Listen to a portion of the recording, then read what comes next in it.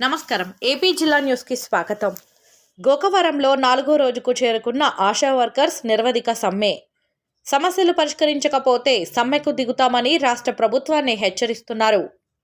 Janasena TDP నాయకులు సమ్మెకు మద్దతు. తూర్పుగోదావరి గోకవరం ఎంఆర్ఓ ఆఫీస్ వద్ద సమస్యలు పరిష్కరించాలని కోరుతూ ధర్నా 4వ రోజుకు చేరుకున్న ఆశా వర్కర్లు. ఈ సందర్భంగా union sectors B Rajyalakshmi, B Vijay Kumari, M మాలతీల పత్రికా సమావేశంలో మాట్లాడుతూ మహిళా సాధికారత పేరుతో జగన్ ప్రభుత్వం గొప్పలు చెప్పుకోవడం మినహా మహిళలకు చేసిందేమీ లేదని విమర్శించారు.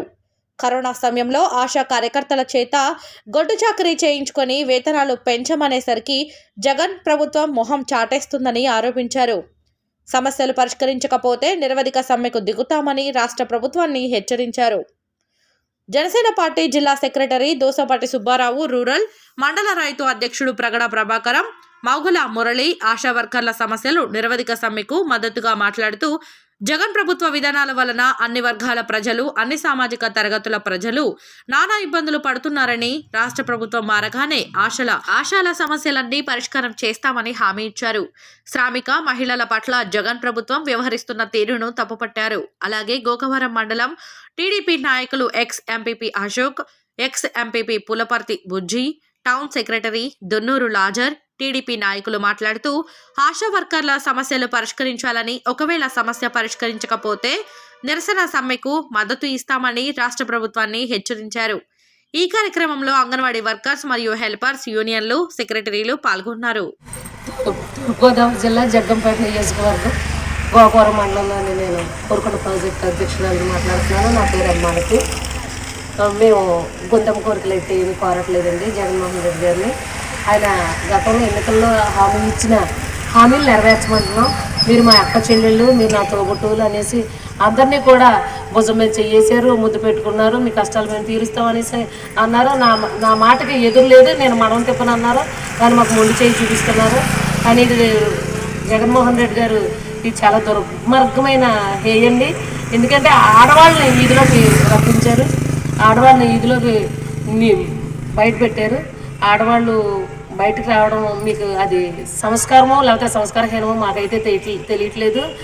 మీ దగ్గరుండి 5 సంవత్సరాలు పనిచేసిన ఎమ్మెల్యే గారు, బొబ్బుల ఎమ్మెల్యే గారు మాకు ఒళ్ళు బలిసి కదండి, కడుపు మండి వస్తున్నాం మేము.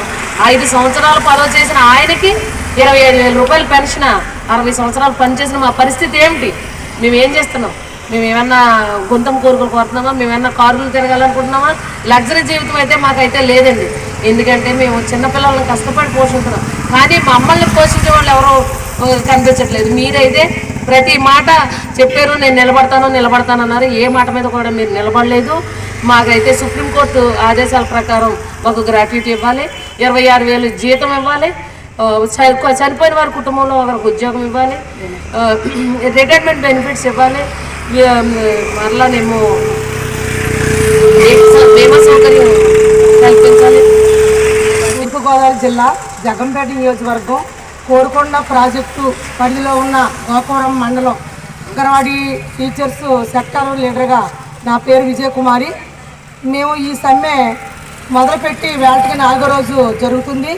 ఈ సమ్మెకి మేము ముఖ్యంగా ఏంటంటే మాకు మా బొబ్బిలి ఎమ్మెల్యే గారు చెప్పినట్టు ఒళ్ళు బలిసి రాలేదు.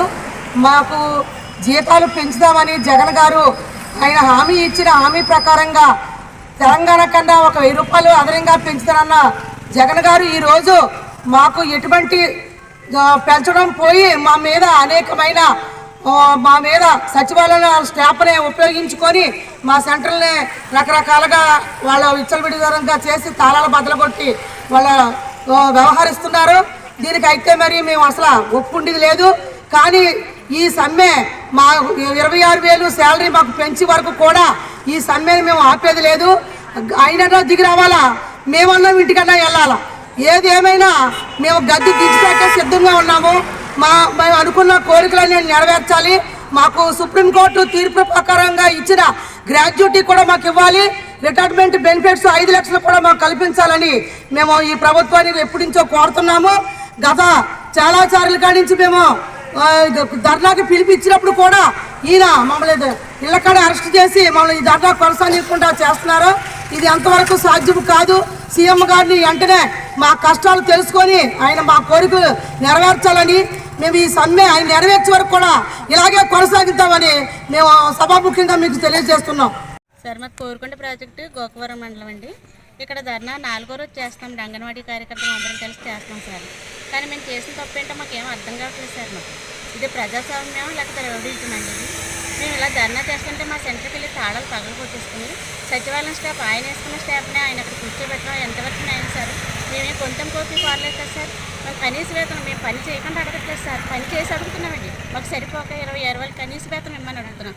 పోయినా అది కూడా కాదండి. తెలంగాణ ఆయన అయితే ఏమైతే హామీ ఇచ్చారో అది నెరవేర్చమని అడుగుతామండి. అది కూడా చేయరండి.